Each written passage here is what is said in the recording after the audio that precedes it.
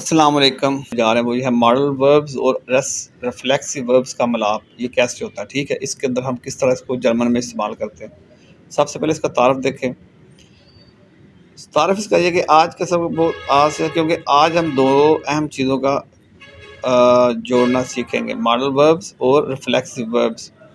اکثر students confuse ہوتے ہیں کہ جب یہ دونوں ساتھ آئیں گے تو جملہ کیسے بنے گا. آج ہم اس ورڈ آرڈر کو سمجھیں گے.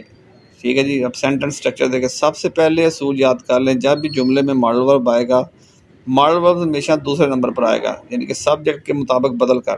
سبجیکٹ کو بھی بدلنا ہے اور ماڈل ورب نے ہمیشہ سیکنڈ پوزیشن پہ آ جانا ہے. ریفلیکسو پروناؤن جیسے مش، ڈش، اوش، انس وغیرہ سارے جو ہیں وہ عام طور پر ماڈل ورب کے فوراً بعد آتے ہیں. ٹھیک ہے، یہ نمبر 2 پوائنٹ. ریفلیکسو پروناؤن ہمیشہ ماڈل وربس کے فوراً بعد آتے ہیں. نمبر 3، اصل ورب انفینیٹیو جملے کے بالکل آخر میں چلا جاتا ہے، اور اصل ورب جو انفینیٹیو ہے، جو مین ورب ہے، اس نے جملے کے آخر پہ چلے جانا. اب یہ والا فارمولہ دیکھ لیں. سبجیکٹ پلس ماڈل ورب، اس کے بعد ریفلیکسو پروناؤن، اس کے بعد پلس آبجیکٹ، پلس اس کے بعد ایکسٹرا جو آپ کی انفارمیشن ہے، پلس اس کے بعد مین ورب اینڈ پر. یہ فارمولہ اس کو آپ لکھیں، نوٹ کر لیں اور اس کو بار بار دیکھیں، انڈرسٹینڈ کریں، اور نیچے ایگزامپل آنے لگی ہیں، اس کے ساتھ ہم اس کو سمجھیں گے. لیں جی، اہم مثالیں کیا کی ایگزامپلز. نمبر 1، اردو ترجمہ. مجھے جلدی کرنی ہے یعنی کہ مسٹ انگلش میں ہوتا ہے نا، جرمن میں مس کہتے ہیں، میوسن. اش مس مش، دیکھیں یہاں پہ مس کے فوراً بعد مش آیا ہوا، بے آئلن.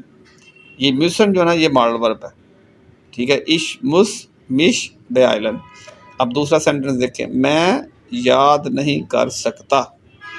ٹھیک ہو گئی، میں یاد نہیں کر سکتا. اب یہاں پہ جو ماڈل ورب ہے وہ ہے کھن. عشق کھن مش، کھن کے فوراً بعد مش آ گئے، عشق کھن مش نشٹ آگے یقیناً.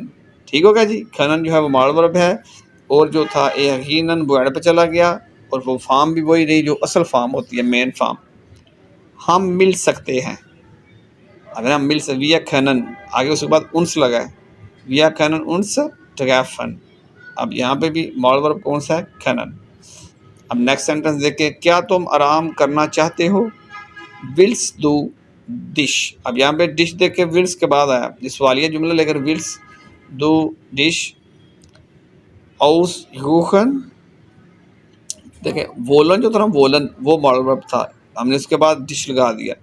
اب نیکسٹ سینٹنس دیکھیں کہ دو زورسٹ ڈش زیٹسن، تمہیں بیٹھ جانا چاہیے. دو زورس ڈش زیٹسن.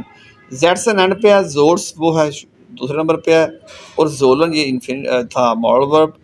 اب نیچے کچھ اہم باتیں بتانے جا رہا ہوں کہ عام غلطی سے بچیں. کامن مسٹیکس ہیں وہ اسٹوڈنٹ کرتے ہیں.